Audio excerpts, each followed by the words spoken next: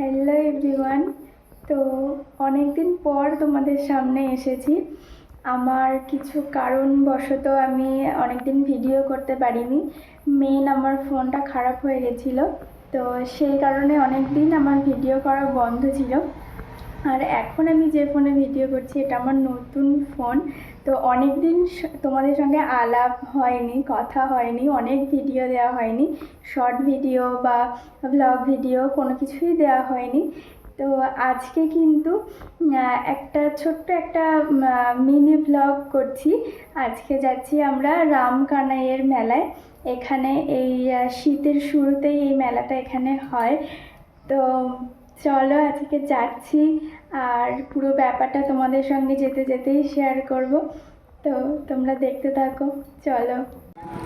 আমরা মেলাতে প্রবেশ করেই গিয়েছি, আর মেলার শুরুতে এসেই দেখো আমরা দেখতে পাচ্ছি বড় একটা নাগরদোলনা, যেটা কিন্তু দেখতে খুবই ভালো লাগে। আর তা বাদেই মেলার শুরুতে রয়েছে নানান রকমের জিনিসপত্রের দোকান, যেমন স্বাভাবিক যেগুলো মেলাতে থেকে থাকে, খেলনা বা আরও খাবার, নানান রকম জিনিসপত্রের দোকান রয়েছে শুরুতেই। আর এই মেলাটা হয় বোলপুর শান্তিনিকেতন শহরের মধ্যে ছোট্ট একটা গ্রাম মুলুক। সেই মুলুকে কিন্তু রামকানাইয়ের মেলা হয়। আর এই রামকানাইয়ের মেলাকে কেন্দ্র করে বহু পুরনো একটা ঐতিহাসিক ঘটনা রয়েছে, সবই তোমাদের সঙ্গে শেয়ার করব। তার আগে আমরা এখানে এসে শ্রী শ্রী রামকানাই দেবের দর্শন করব। তো এখানে আসার মূল উদ্দেশ্য, শ্রী শ্রী রামকানাই দেব অপূর্ব রূপসজ্জা তার, প্রায় 450 বছর আগের কথা। আমি যদিও খুব ভালো করে বিষয়টা জানি না, কিন্তু অল্প আধটু শুনেছি আমার বাড়ির মানুষদের কাছ থেকে।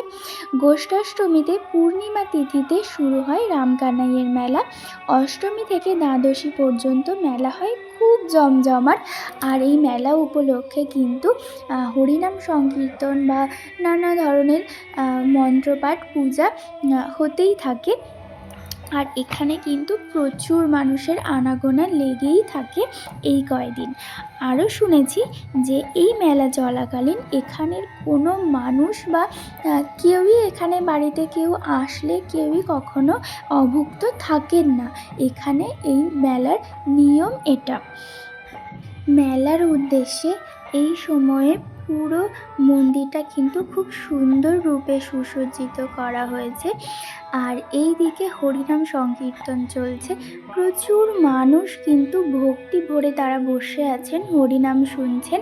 খুব ভালো লাগে এই জিনিসগুলো শুনতে। আর আমরা মন্দির থেকে বেরিয়ে যাচ্ছি।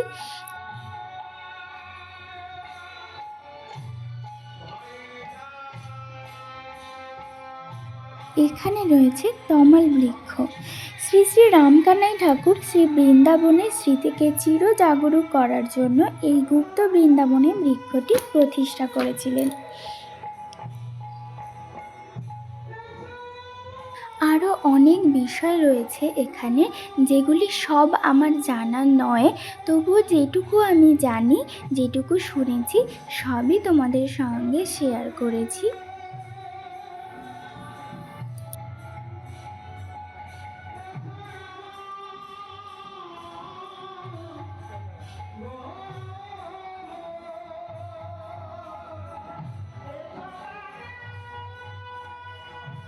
মন্দির দর্শন করার পর আমরা কিন্তু মন্দির থেকে বেরিয়ে এসেছি। এরপর মেলাটা আমরা একটু ঘুরে দেখব, তারপরেই আমরা বাড়ি চলে যাব। মন্দিরে যাওয়ার পথে শুরুতেই কিন্তু এখানে রয়েছে শ্রী শ্রী রামকানাই দেবের শ্রী বিগ্রহ, অপূর্ব দেখতে। আর তারপরেই আমরা আমাদের ঘরের গোপালের জন্য একটা খেলনা নেব ভাবছিলাম। আমাদের গোপালের নৌকাটা ভেঙে গিয়েছে, তো সেই কারণেই একটা নৌকা নিলাম।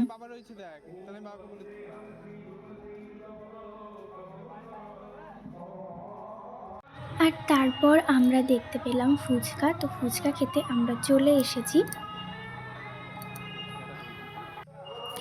তারপরেই দেখলাম বাদাম ভাজা। মেলাতে এসে বাদাম ভাজা খাওয়া হবে না, এটা তো হয়ই না। তো বাদাম ভাজা নিয়ে নিলাম। এরপর আমরা বাড়ি যাওয়ার পথে দেখতে পেয়েছি পাপড়ি চাট রয়েছে, তো সবাই মিলে আমরা পাপড়ি চাট খেলাম। তারপরেই আমাদের মেলার কাছাকাছি একটা চেনাশোনা কাকুর বাড়ি রয়েছে, তো সেখানেই আমরা আমাদের গাড়িগুলো রেখেছিলাম। তো সেখান থেকে আমরা কিন্তু এবার বাড়ির দিকে রওনা দিচ্ছি। আর আজকের ভিডিওটা এখানেই শেষ, ছোট্ট একটা মিনি ব্লগ করলাম অনেক দিন পর। আর তোমরা কিন্তু অবশ্যই কমেন্ট করবে। তো চলো, টাটা।